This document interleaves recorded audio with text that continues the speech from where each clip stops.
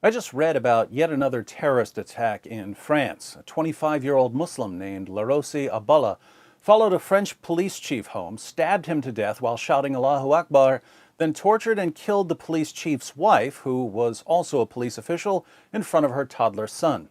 Now, the typical response to these attacks from moderate Muslims, Muslims who don't approve of terrorism, is that people like Abdullah have misunderstood Islam and that anyone who associates his actions with Islam must be a racist, Islamophobic, hate-mongering bigot.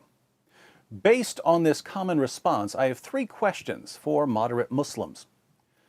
First, suppose the toddler whose mother was tortured to death in front of him in the name of Allah grows up and remembers what happened the night his parents were brutally murdered. Suppose he starts wondering why Abdullah killed his parents and that he turns to Islam's most trusted sources to seek understanding. In those sources, he finds Allah commanding his followers, fight those who do not believe in Allah. Strive hard against the unbelievers and the hypocrites and be unyielding to them. Fight those of the unbelievers who are near to you and let them find in you hardness. In the Hadith, he finds Muhammad declaring, I've been commanded to fight people until they bear witness that none has the right to be worshipped but Allah. If this young man, or any other victim of an Islamic terrorist attack, studies the Muslim sources and sees a connection between the attack and the commands of Islam, would he be a bigot for becoming concerned about the spread of Islam? I can only assume that the answer is yes, because no matter how many people are slaughtered in the name of Allah, and no matter how clearly such attacks are commanded by Allah and Muhammad, moderate Muslims call people hate-mongers and bigots for expressing any concerns about Islam.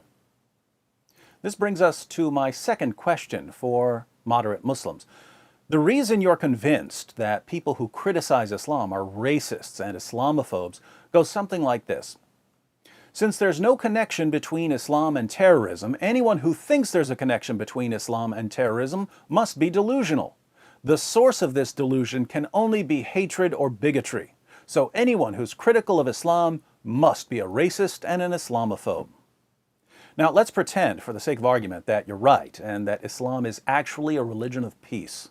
My question is this: what's the difference, practically speaking, between, on the one hand, a religion that commands its adherents to violently subjugate unbelievers, and, on the other hand, a religion that only sounds like it commands its adherents to violently subjugate unbelievers?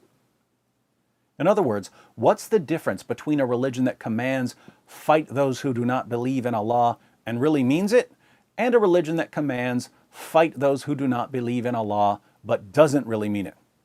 In both religions, there are going to be people who obey the command, either because the religion really commands it or because the religion sounds like it commands it. And in both religions, there are going to be large numbers of people who don't obey the command because they don't take it very seriously. Either way, people are being killed. So why is a religion that's actually peaceful but sounds violent to many of its adherents somehow less of a threat than a religion that sounds violent because it is? If your religion is theoretically peaceful, but for all practical purposes is completely indistinguishable from a religion of violence, oppression, and cruelty, why would a person be a bigot for expressing concerns about the spread of your religion? Third question. Again, assuming that Islam is actually peaceful but only sounds violent due to all the misunderstood but otherwise crystal clear commands to violently subjugate non-Muslims, what do you propose to do about the growing population of Muslims who misunderstand Islam and conclude that their highest religious duty is to slaughter unbelievers and hypocrites? Here your standard answer is, well, we're just going to keep insisting that they're wrong. We're going to keep saying that they don't represent us. We're going to keep marginalizing them. We'll say it in a press conference. Two problems with this answer. First, jihadis don't care what you say about them because they regard you as heretics. When you throw out some of the clearest commands of Allah and Muhammad because you don't like them, you become just as much of a target as the rest of us, because the Quran commands Muslims to wage jihad not only against unbelievers, but also against hypocrites. Second, you've been saying that jihadis don't represent you for years. You've been marginalizing them for years, and terrorist attacks are increasing rapidly.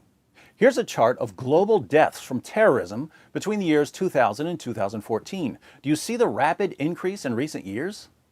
That's the kind of curve you want to see if you're checking your bank account or your YouTube subscribers, but not if you're looking at a chart of people being slaughtered.